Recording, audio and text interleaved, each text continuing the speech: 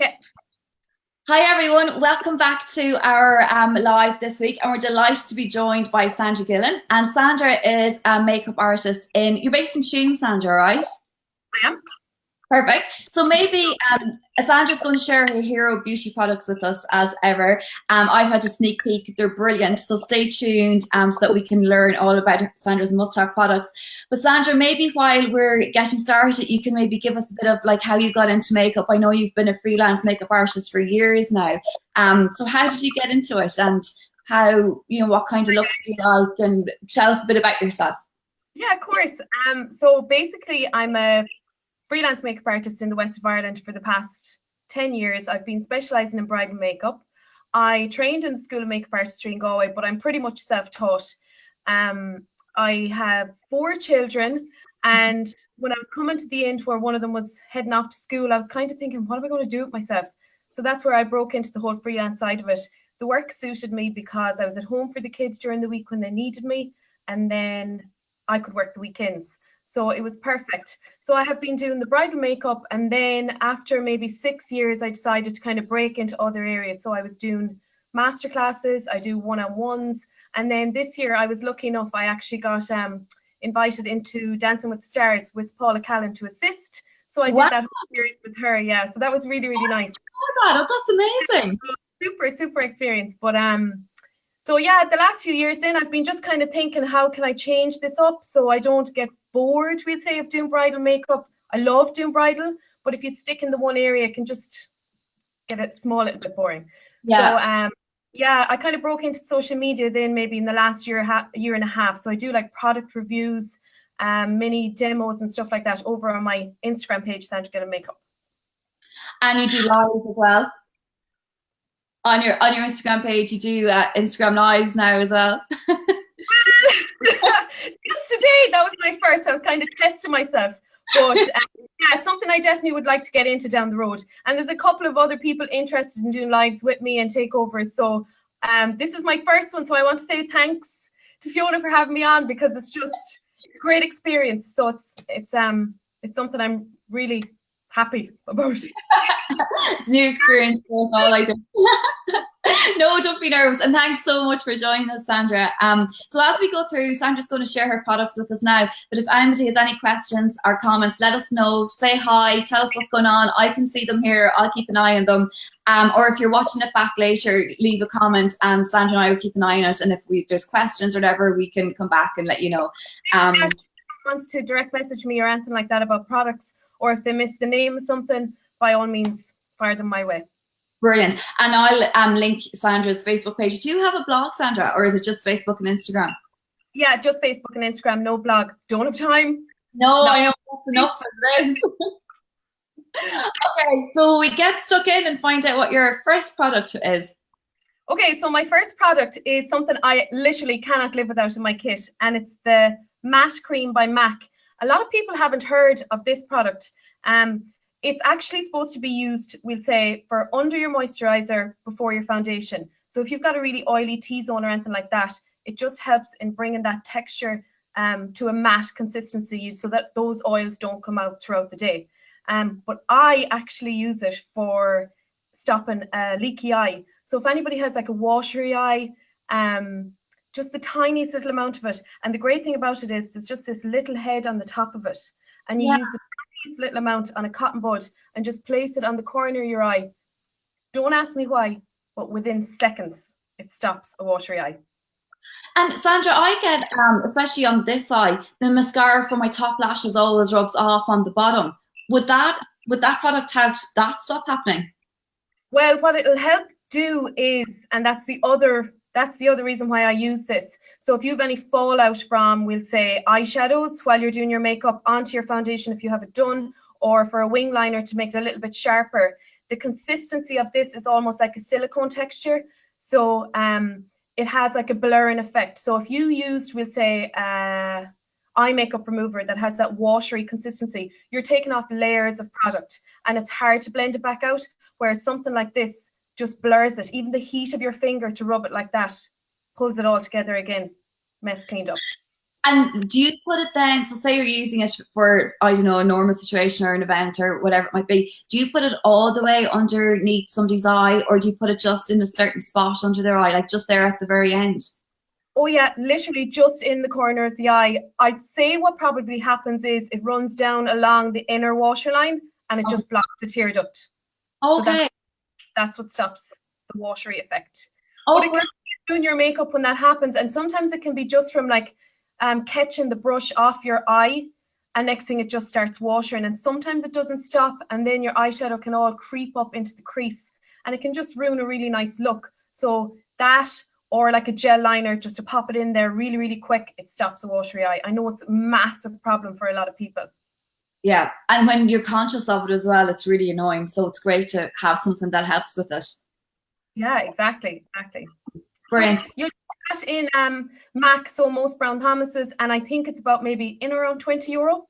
Okay, and I assume like that tub is huge, and you're going to be using a dot. You'll have it for years if you.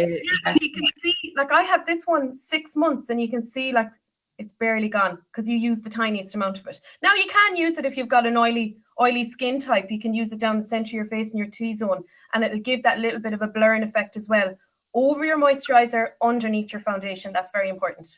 Okay, brilliant. Emma has joined us and says hi. So hi, Emma. Thanks for joining us. Good to have you here. So we go on to your second product. Okay, so my second product then is, I find these so multifunctional. They're so convenient, really, really handy. Actually brings me back, I don't know, a lot of people will be like, you know, your pan stick days where you just rub your foundation all over your face and blend it through, and you have your dead lips and your jawline. Well, they've kind of come on. Yeah. So it's the IsaDora cover-up stick. And the reason why I love it is because it has such a lovely creamy texture. And then there's also a little brush on the other end. So it's perfect for like on-the-go touch-ups and stuff. So it's synthetic bristles, so they're lovely and soft. Just make sure you always give this a clean after you use it, just for hygiene purposes. But yeah, it has an SPF 30. Perfect. That's a huge SPF to have in your foundation. And it suits all skin types. So it's not just for dry skin or oily skin. I would have an oily T-zone and then normal everywhere else. And I find this perfect all over. A little touch of powder to set it, and maybe once throughout the day, that's it, but it lasts. I climbed the Reek last week, and I was up and down, and I looked exactly the same. So that'll tell you how good it is. One thing I will say about it, though, is there isn't a huge amount of range in their shades. So there's 4 shades, 1, 3, 5, and 7. And 3 would be the pinkiest shade, so just watch out for that. Sometimes people will use like a spray tan and their body will be brown or orange. And then they'll still use their pinky toned foundation because they're cool toned in their skin. Just watch out for that. Make sure you have to use a yellow or a warm toned foundation. Okay, and when you're putting that on yourself, would you use the brush even if you're putting it on at home and you have all your other brushes there to use, or do you find? Find the brush that's on it is very tightly packed. Like it's really, really small. So it's not for a full face application. It literally is touch up and go kind of a situation.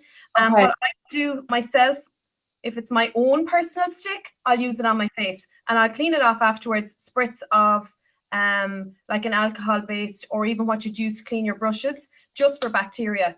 Or else you can put it on the inside of your hand and it heats it up, and then use a brush or use a sponge to apply, either or. Brilliant. I love that they have the brush in it, so it's perfect for putting in your bag when you're running around and you just need to. If you were sweating or something like that, it's so small, like it's really compact, and it just fits in your bag with your lip gloss. You're done. Brilliant. Okay, I'm definitely going to check that one out tomorrow. Tanya has joined us as well, so Tanya, good to have you here. Will we go on to your third product, Sandra? Okay, I'm flying through, so I am. My third product is something that I actually don't know how I lived without this in my kit. So it's not just for a makeup artist, it's for everybody, but especially makeup artists will find this super to have. It's the L.O.V Squeaky Clean Brush Cleanser.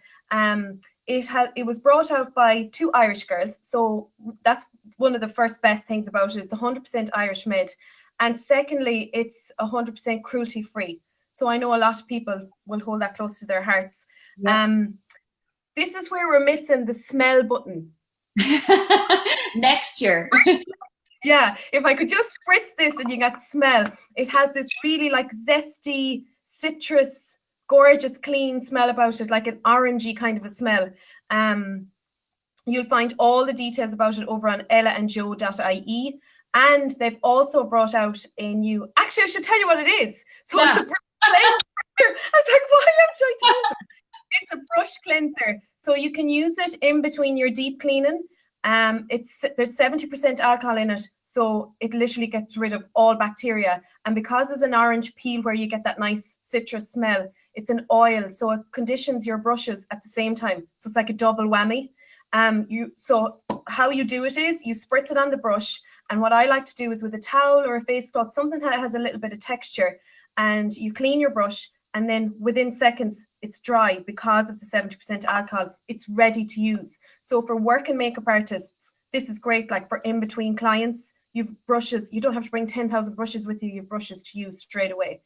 And then for everybody else, like I mean, if you used on your face brush, you wouldn't have to do your deep cleaning so often. And Sandra, I'm really afraid to ask this question because of what the answer is going to be. But how often should we be cleaning our brushes anyway? And then say, how long should we be doing the deep cleaning version? And then how many days can we, get away with not using it if we use the spray instead? Okay, well, I'm an absolute hygiene freak when it comes to makeup. I just think it's so important, and especially because a lot of your products are creamy, so they can harbor bacteria. And if they're in a warm climate, then if they're like in a bedroom or if they're in your makeup bag, in your bag, that bacteria is going to multiply. So if you have any kind of problems with your skin, you really are making it 10 times worse by not cleaning your brushes. I would say personally, eye brushes, they're fine with the Squeaky Clean Brush Cleanser. You could just give them a spritz after you use them 2 or 3 times a week. With your face brushes, I would say try and clean your face brush, especially your foundation brush, after every use. Oh, geez. A lot of people don't, but even every second day, it takes 2 seconds to do it. And especially when there's something like this on the market now, there's no excuse really. And then do your deep clean maybe every 2 weeks. Okay. 2 weeks. I'll focus on the 2 weeks. And then if you have the spray in between, that's not so bad. No, it's not so bad. But the other side of it is when you buy your brushes, like, what's the point in not cleaning them and then cleaning them after 8 weeks? Like, you're not going to get the best out of that brush then, because you're never going to get rid of all the product that you've packed in.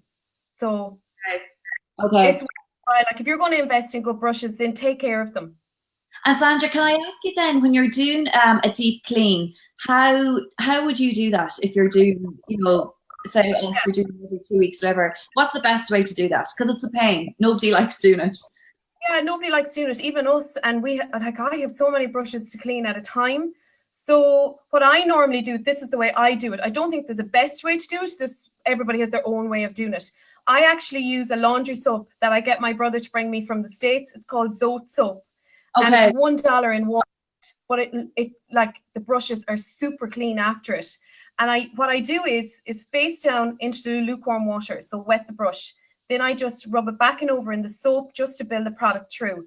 And then I use a flat piece of Lego, belonged to one of the kids. You know the way you can get like little gardens? Yeah. That's what I use for the texture to get right through into the brush, to work the product out, work the soap through. Then back under the lukewarm water. It's very important that it's lukewarm and that the water doesn't go past the ferrule. I don't actually have a brush. Oh, 1 second, I grab the brush. Brilliant. So let's say that's running water right here. Never let the water go past this part here, because it'll go down and it'll loosen the glue from the top. So it'll loosen this piece, but then also it'll loosen the glue on the inside. So that's why your bristles start to come away. So always make sure you have it facing down and the water coming from here down. And then, just take off the excess water with your hand and squeeze the top of the bristles. Don't pull at them, just squeeze them and then leave them out over a counter, table, but away from heat, not over a radiator, not over a storage heater, not over your fireplace, because that heat will loosen the glue in the ferrule as well. So that's where you'll start to either lose the whole top of the brush or you'll lose the bristles. Okay. So you see sometimes people have like those matty things that you buy and you rub it back and forth on it.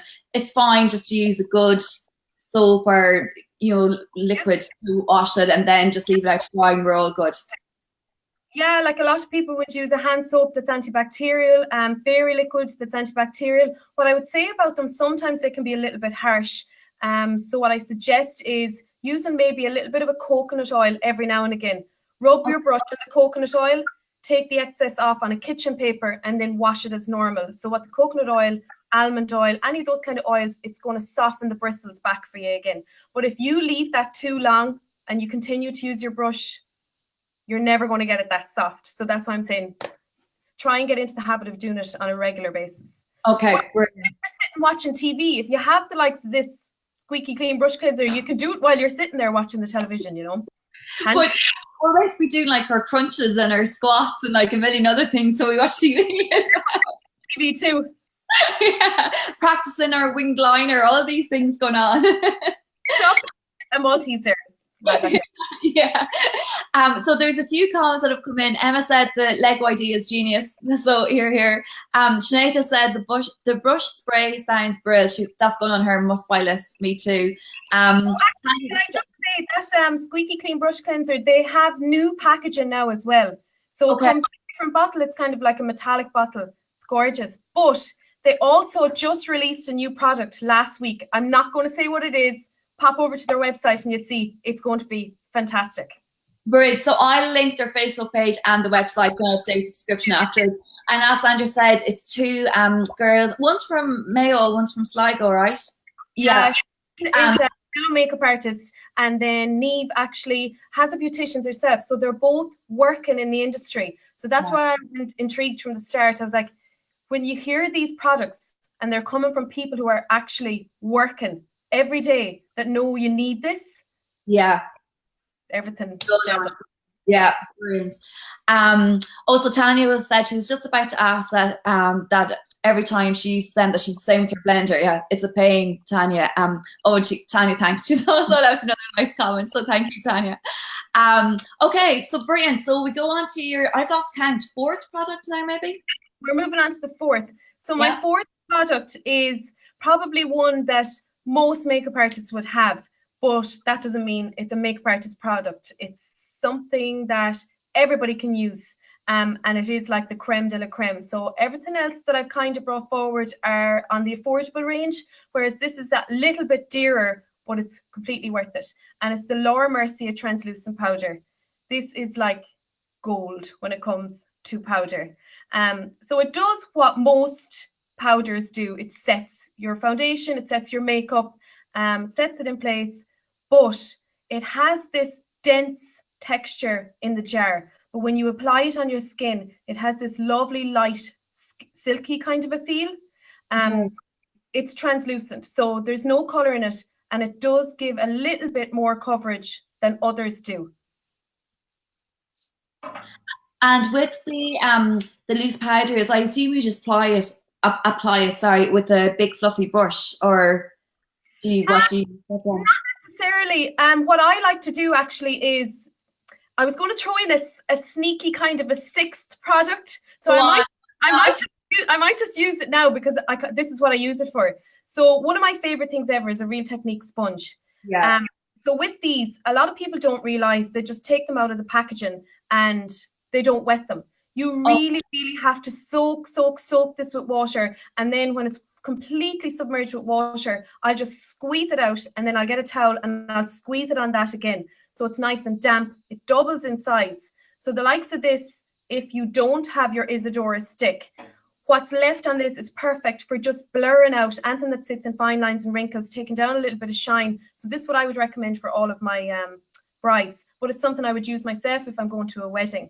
So what I like to use this for is the translucent powder. So I'll just pick it up on the flat end and I'll pack it onto my face. I'm not a huge fan of baking. I know a lot of people that came in a couple of years ago and everyone thinks you need to leave it on your face for 10 minutes and do something else. I actually really like to work a product into the skin. I find with the baking, after a while, the texture of your skin can get quite cakey, even with the Mercier, which it shouldn't do. So what I like to do is really push it and work it into the skin. Majority of it I'm going to use around this area because that's where it's going to get the shiniest. And then I'm going to work it up into the T-zone like that. But that's what I like to use it with. Some people like to use a brush. If you're going to use a brush, I wouldn't use a huge brush. The idea about brushes is the bigger the area, the bigger the brush. The smaller the area, the smaller the brush. So if you're just kind of covering across here, you're not going to use a big, huge body brush. And sometimes that's what people do. Use something that has a little bit of a flat edge on it. And all you're going to do is pat it through, not this sweeping around your face motion. And also as well, with the brush on the outer corners here, you don't really need it on this side of the face down near your jawline. That's where we have our facial hair. Everybody has it. Let's get over it. Yeah.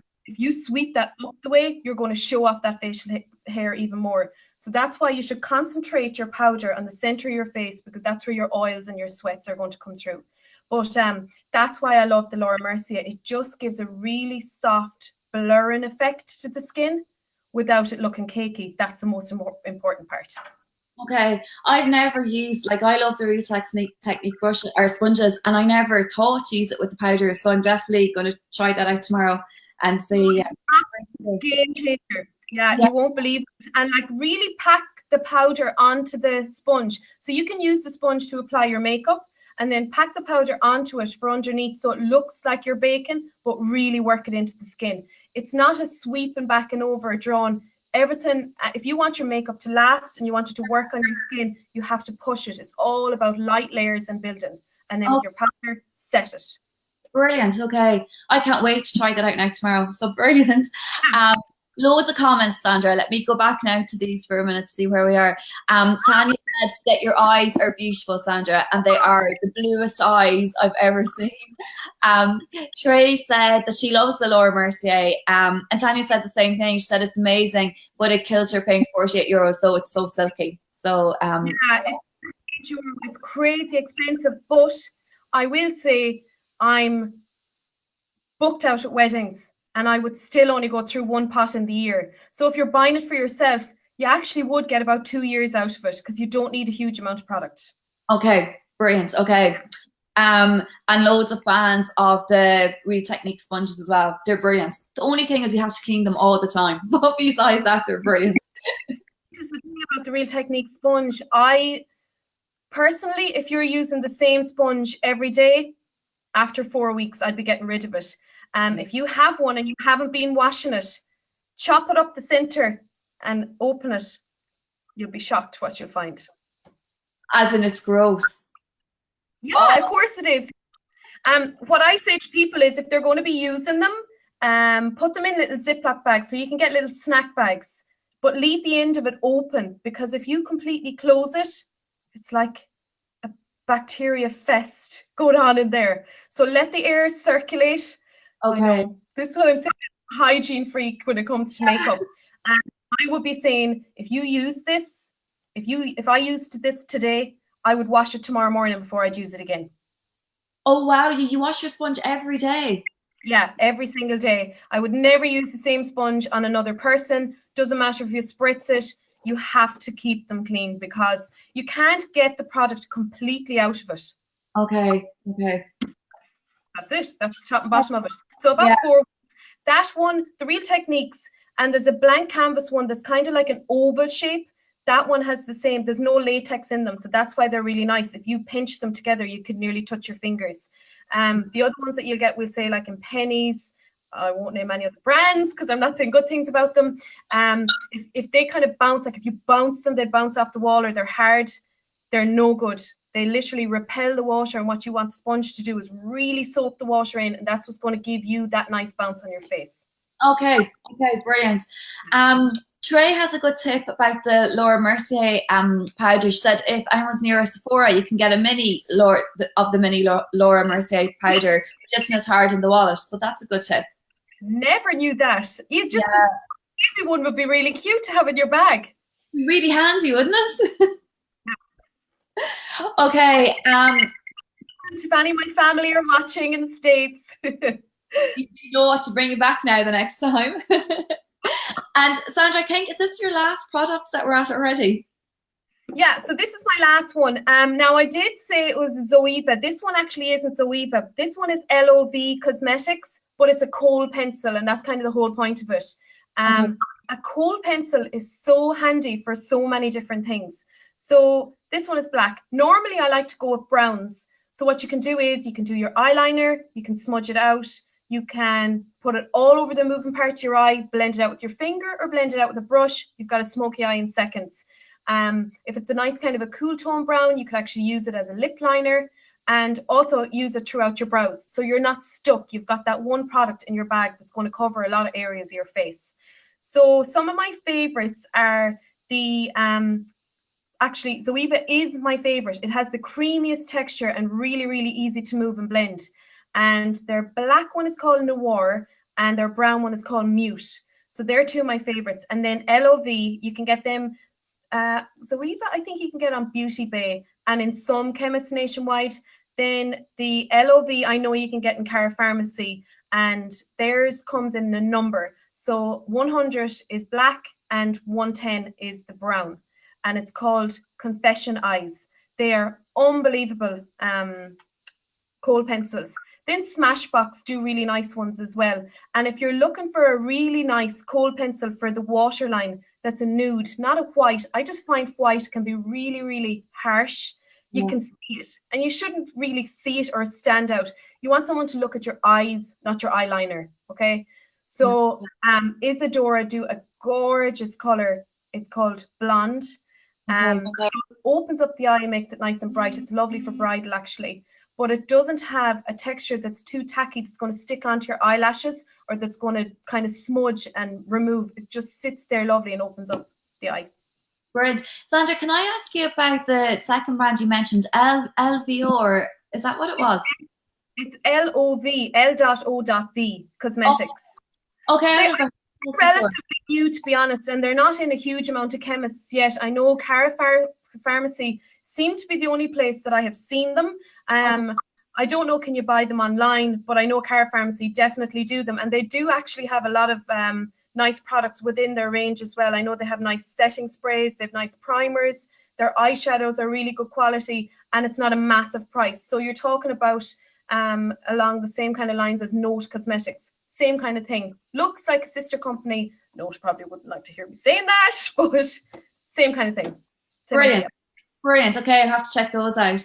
Tanya has a question. Let me see. What's your favorite? Sorry? I like Tanya. She's full of questions. Yeah, full of questions. She wants to know, what's your favorite makeup palette? She said to use that she loves the Jaclyn Hill palette. She couldn't live without it. I'm wondering what Hill palette. I've seen it a few times. Another Instagram friend of mine, Shell Fox, is a huge fan of it. I haven't got it. It looks fantastic. The only reason why I didn't get it is because I mean to say I actually have enough eyeshadows to bring me to my grave, and it was just got to the point where I was like, oh, Sandra, cop on.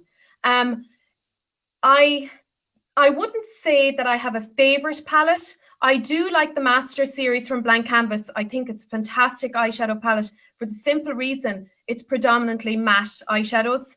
I think that's where you kind of should start and finish with your eyeshadows, and then maybe use a little bit of a shimmer through the center of your eye or in the inner corner. But I hate to see a palette that's packed with shimmers because there's nothing really to work with. Other than that, Inglot would be my favorite when it comes to eyeshadows, just for the pigment alone, and I love a square pan. I'm not a fan of palettes that have these skinny, like the Urban Decay. For that reason, I would never buy one of those palettes. I just find they're awkward to work with. So that's why I like the Inglot ones. Also, actually, the Zoeva palettes are really, really good quality, and they're very reasonable. They're only like maybe 22, 23 euro, and gorgeous colors. You could buy five palettes for 100 euro, and you have every color you need under the sun. And when you have a palette, you can do so many different looks and try different things, because the eyeshadows in the for ages anyway. So you're flying it once you have the imagination to do it. If you use a brush that is anyway kind of wet and it leaves that kind of a scum on the top of your eyeshadow, so when you go in then the next time with a soft fluffy brush and there's nothing coming away, just get an old mascara wand or like a spoolie. You can get them in pennies. scrape off that top layer just to get rid of it. Or if you've had one for a long time, sometimes you'll find that happens. You get this hard, shiny edge on the top of it. Just scrape it away and it brings it back to life. But I actually really like to do that with my eyeshadows anyway, because it just lifts the pigment and works it into the brush. Okay, I thought you were going to tell us something about hygiene again. I thought, not other eyeshadow palettes. Hygiene too, but no, that's just, a lot of people buy stuff and they might use, we'll say, a brush they use for their concealer. So it's wet and then they'll pop it in and then that's left and it dries so it hardens. And then they're like, oh, I like that because I didn't get any payoff from it. That's why. Just scrape it off and you're back in action. Brilliant. Great. That's a fantastic tip. And maybe on that note, Sandra, it's a great place to thank you for all the products that you shared with us this evening, for joining us, and for all the tips and all the information. It was brilliant. To all the viewers who joined, to everybody who left comments, thank you so much. We really appreciate it. I'll link Sandra's Instagram and Facebook on this after I update the description. And we'll be back next week at the same time. Next week we have Circa with us, who's all into like vintage makeup and like glamorous like winged eyeliner and stuff. So that'll be interesting if anybody's into that. But Sandra, thanks again so much for joining us. That was brilliant. Thanks so much for having me. I really, really enjoyed it. Brilliant. Thanks, Elaine, and thanks, guys. We'll see you next week. Bye.